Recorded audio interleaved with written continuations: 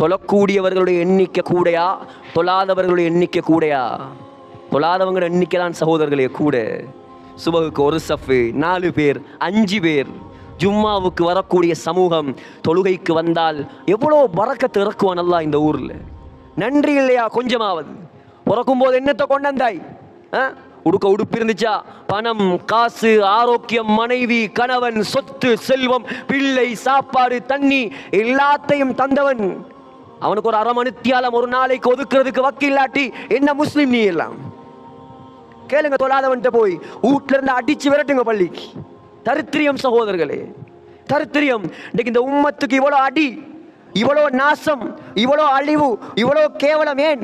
படைச்சவனை தொழுகிறதுக்கே விருப்பம் இல்லை. நான் கேட்கிறேன், பள்ளிவாசல் ஹோட்டலை விட மோசமா? நான் கேட்கிறேன், பள்ளிவாசல் பீச்சை விட கேவலமா? பள்ளிவாசல் பார்க்க விட கேவலமா?